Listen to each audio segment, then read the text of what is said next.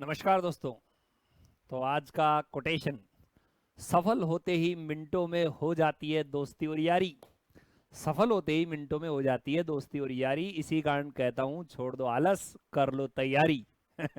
आप देखते होंगे जो ही कोई व्यक्ति सफल होता है और वो अपनी सफलता का पोस्ट फेसबुक इंस्टाग्राम पर डालता है, धड़ाधड़ से लाइक, धड़ाधड़ से कमेंट्स, कॉन्ग्रेचुलेशन की बाढ़ आ जाती है।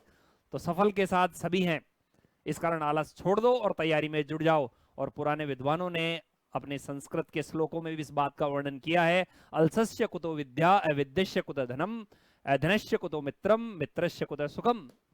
आलसी को विद्या कहाँ, विद्या के बिना धन कहाँ, धन के बिना मित्र कहाँ, और मित्र के बिना सुख कहाँ। तो आलस त्याग दो और तैयारी करने लग जाओ। और यदि आप मेरे साथ मिलकर के तैयारी करना चाहते हो तो मेगा टेस्ट सीरीज, जो कि मेरे एप्लीकेशन दीपक सिंह अकाउंटिंग गुरु, जो कि प्ले स्टोर पर अवेलेबल है, को ज्वाइन करके एक नॉमिनल चार्जेस पर अपनी जांच कर सकते हैं, जिसमें 50 टेस्ट सीरीज को शामिल किया गया है और हर सब्जेक्ट के 10 टेस्ट, हर टेस्ट में 20 क्वेश्चंस शामिल हैं। तो आप अपनी क्वालिटी को, अपने लेवल को अभी से चेक कर सकते हो और परीक्षा के लिए पूर्ण रूप से तैयार हो सकते हो।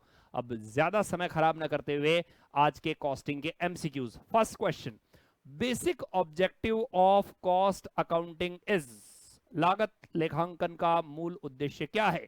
ध्यान रखिए, लागत लेखांकन का मूल उद्देश्य ऑप्शन है टैक्स का कंप्लायंस, ऑडिट है, कॉस्ट असर्टेनमेंट, लागत ज्ञात करना, प्रॉफिट एनालिसिस। तो आंसर है लागत ज्ञात करना। This is the main objective of cost accounting बोल लो या कॉस्टिंग बोल लो, दोनों का यही है, लागत ज्ञात करना। Then second question, process costing किसके लिए सुटेबल है? प्रक्रिया लागत किसके लिए उपयुक्त है? Hospital, oil refining, transport, brick laying. Hospital, अस्पताल के लिए आपको मालूम होना चाहिए, अस्पताल के लिए ऑपरेटिंग कॉस्टिंग मेथड, परिचालन लागत विधि का प्रयोग किया जाता है। ऑयल रिफाइनिंग में तेल परिशोधन कारखानों में प्रोसेस कॉस्टिंग विधि का चुनाव किया जाता है। तो ये हो गया आपका आंसर। और ट्रांसपोर्ट में अगेन ऑपरेटिंग, और ब्रिक में, ईंट में कौन सी विधि का प्रयोग किया जाएगा? ईंट निर्माण उद्योग लागत ज्ञात करने के लिए कौन सी विधि का प्रयोग करते हैं? कमेंट ऑप्शन में जरूर जरूर लिखना। आपके उत्तर का मैं वेट करूंगा और सही को मैं लाइक करूंगा सही आंसर होने पर। Next question, cost classification can be done in. Cost classification किया जा सकता है, लागत वर्गीकरण किया जा सकता है दो तरीकों से, तीन तरीकों से, चार तरीकों से, कई तरीकों से। तो आंसर है कई तरीकों से। सर कई कौन कौन से? तो परिवर्तनशीलता के आधार पर, on the basis of variability, function कार्य के आधार पर, कंट्रोलेबिलिटी के आधार पर, ठीक है, कई तरीके हैं, डायरेक्ट एलिमेंट के आधार पर, तो कई तरीके हैं। तो आंसर है several ways. Next question, the cost which is to be incurred even the business unit is closed. Hindi में बात करें तो एक व्यवसायिक इकाई के बंद होने के बाद भी जो लागत जारी रहती है, ध्यान रखिए लागत जारी रहती है, इसमें कई बच्चे कंफ्यूज हो जाते हैं, वो सोचते हैं कि इसका आंसर होगा शट डाउन कॉस्ट, बट इसका जो sunk cost, sorry sunk cost समझ लेते हैं, जबकि इसका आंसर सही है शट डाउन कॉस्ट। कि एक ऑर्गेनाइजेशन का बंद हो जाने के बाद भी जो लागत कंटिन्यू बनी रहती है उसे हम शट डाउन कॉस्ट कहते हैं। सर ऑर्गेनाइजेशन ही बंद हो गया तो फिर कोई लागत क्यों लगेगी? अरे भाई कोई फैक्ट्री टेम्परेरी बंद हो गई किसी कारण से, फॉर एग्जांपल कोरोना काल के अंदर डिमांड ही किसी उत्पाद की नहीं है, तो इससे बढ़िया है कि उसका प्रोडक्शन बंद कर दिया जाए, कर्मचारियों को छुट्टी पर भेज दिया जाए, लेकिन फिर भी कुछ लागतें लगातार बनी रहती है। फॉर एग्जांपल फैक्ट्री का किराया, परमानेंट चौकीदार का वेतन, ताकि मशीनरी की सुरक्षा तो कर सके, इसके अलावा परमानेंट जो पर मंथ बिजली के मीटर का फिक्स चार्जेस बिल आएगा वो, this is called shut down cost. ठीक है, नेक्स्ट, डायरेक्ट एक्सपेंसेस को निम्न में से कौन से अन्य नाम से पुकारते हैं? Major, chargeable, overhead, sundry. तो दिस इज चार्जेबल एक्सपेंसेस, प्रभार व्यय के नाम से भी इन्हें पुकारा जाता है। Next question, indirect material used in production. अप्रत्यक्ष सामग्री जो कि उत्पादन पर आरोपित हो रही है उसे किसमें वर्गीकृत किया जाएगा, क्लासिफाई किया जाएगा? तो आंसर है प्रोडक्शन ओवरहेड, या इसका नाम है फैक्ट्री ओवरहेड। देखिए कई नाम है, production overhead, factory overhead, manufacturing overhead, कई सारे नाम है, वर्क ओवरहेड, चार चार नाम है इसी के। तो आंसर है फैक्ट्री ओवरहेड। तो ध्यान दीजिए इनडायरेक्ट मटेरियल कहां यूज हो रहा है ये इंपॉर्टेंट है। कौन से ओवरहेड में जाएगा, ये कभी मत रट लेना कि इनडायरेक्ट मटेरियल और प्रोडक्शन ओवरहेड या वर्क ओवरहेड में जाएगा। ये किस पर आरोपित हो रहा है, प्रोडक्शन पर आरोपित हो रहा है, तो फैक्ट्री ओवरहेड आंसर होगा। Next question, warehouse rent is a part of, warehouse rent गोदाम का किराया किसका पार्ट है, प्राइम कॉस्ट का, फैक्ट्री कॉस्ट का, डिस्ट्रीब्यूशन कॉस्ट का, प्रोडक्शन कॉस्ट का।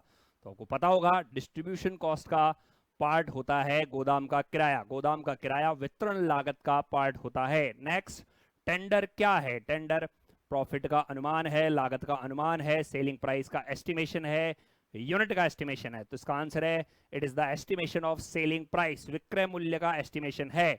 Next question, total of all direct cost, सारी डायरेक्ट कॉस्ट का टोटल क्या कहलाता है, direct material plus direct labour plus direct expenses का टोटल को हम बोलते हैं प्राइम कॉस्ट, ठीक है। नेक्स्ट, ऑडिट फीस किसका पार्ट होता है, वर्क ऑन कॉस्ट का, सेलिंग ओवरहेड का, एडमिनिस्ट्रेशन डिस्ट्रीब्यूशन किसका पार्ट होता है, this is the answer, administration overhead, प्रशासनिक उपरि व्यय का पार्ट होता है। नेक्स्ट, कॉस्ट अकाउंटिंग कंसेप्ट में सारी चीजें शामिल है किसके अलावा, प्लानिंग होता है, कंट्रोलिंग होता है, लेकिन क्या प्रॉफिट शेयरिंग होता है, ये नहीं होता। तो आंसर है प्रॉफिट शेयरिंग के अलावा बाकी के सारे पार्ट इसमें शामिल हैं। Next question, toy manufacturing industry, खिलौना निर्माण उद्योगों में कॉस्टिंग का कौन सा मेथड यूज लिया जाता है, unit, process, batch and multiple. तो ध्यान दीजिए, खिलौना निर्माण में एक जैसी इकाइयां समूह में बनती है और समूह में बनने वाली उन इकाइयों के गुण और अवगुण बिल्कुल सेम होते हैं, इसे हम बैच कॉस्टिंग बोलेंगे। तो दवाई उद्योग, pharmaceutical industry, tyre and tube, cycle, rim, इन सब में बैच कॉस्टिंग विधि का प्रयोग किया जाता है, जहां एक साथ एक जैसे प्रोडक्ट समूह में बनते हैं और जिनके गुण और अवगुण एक जैसे होते हैं। दवाई उद्योग, pharmaceutical industry, very very important example for your exam में आ सकता है। दवाई निर्माण उद्योग में कौन सी लागत विधि का प्रयोग किया जाता है, आंसर आएगा बैच कॉस्टिंग। सवाल आएगा, कोविशील्ड के निर्माता अडार पूनावाला ने अपनी वैक्सीन कोविशील्ड की लागत निकालने के लिए लागत विधि का चुनाव किया, बताइए कौन सी। तो आंसर होगा बैच कॉस्टिंग, याद रखना। Next, cost unit of A sugar industry can be done. तो कॉस्ट यूनिट जो होती है शक्कर उद्योग की, वो होती है टन में पर टन, ओके, लीटर में नहीं होती, एकड़ में नहीं होती, मीटर में नहीं होती। The ascertainment of cost after they have been incurred, जब लागत लग चुकी हो तब उसकी गणना की जाए तो उसे हम क्या बोलेंगे, marginal costing, historical costing, sunk cost, notional cost. तो इसका आंसर है हिस्टोरिकल कॉस्टिंग, लागत लग जाने के बाद जब इसकी गणना की जाती है तो इसे हम हिस्टोरिकल कॉस्टिंग बोलते हैं, ओके। देन नेक्स्ट, ये पूछ रहा है कि ये इंडस्ट्री के नाम है, इनमें कॉस्टिंग का मेथड ही बता दो। कॉस्ट यूनिट तो चलो आप सोचना, कॉस्टिंग के मेथड, तो ट्रांसपोर्ट में कौन सा होता है, ऑपरेटिंग कॉस्टिंग, पावर में कौन सा होता है, ऑपरेटिंग कॉस्टिंग, होटल में कौन सा होता है, ऑपरेटिंग। सर ऑपरेटिंग कॉस्टिंग लगती कहां है, तो जहां पर सेवाएं दी जाती है वहां ऑपरेटिंग कॉस्टिंग विधि से लागत का गणना की जाती है, कॉस्ट की कैलकुलेशन की जाती है। अस्पताल में भी सेम। स्टील में प्रोसेस कॉस्टिंग विधि का प्रयोग किया जाता है, स्टील में प्रोसेस कॉस्टिंग विधि का प्रयोग किया जाता है। कोयले में सिंगल कॉस्टिंग विधि का प्रयोग किया जाता है। बाइसिकल में, साइकिल निर्माण उद्योग में मल्टीपल कॉस्टिंग विधि का प्रयोग किया जाता है। ब्रिज कंस्ट्रक्शन में, पुल बनाने में आप मल्टीपल कॉस्टिंग विधि का नहीं, कॉन्ट्रैक्ट कॉस्टिंग विधि का चुनाव करोगे। और नेक्स्ट, इंटीरियर डेकोरेशन में जॉब कॉस्टिंग, एडवर्टीजमेंट में जॉब कॉस्टिंग। और ये दोनों आप लोगों के लिए क्वेश्चन, तो इस वीडियो में आपके लिए 3 क्वेश्चन। पहला क्वेश्चन जो है शायद ब्रिक ही था, ब्रिक के अंदर कॉस्टिंग की कौन सी विधि और फर्नीचर में कॉस्टिंग की कौन सी विधि। फर्स्ट क्वेश्चन में ब्रिक ही था मेरे ख्याल से, हाँ मेरे ख्याल से फर्स्ट क्वेश्चन में, हाँ यस। तो 2 क्वेश्चन हो गए, एक तो ब्रिक में और एक फर्नीचर में कॉस्टिंग के कौन से मेथड यूज लिए जाते हैं। आप मुझे कमेंट करेंगे, राइट कमेंट को मैं लाइक करूंगा।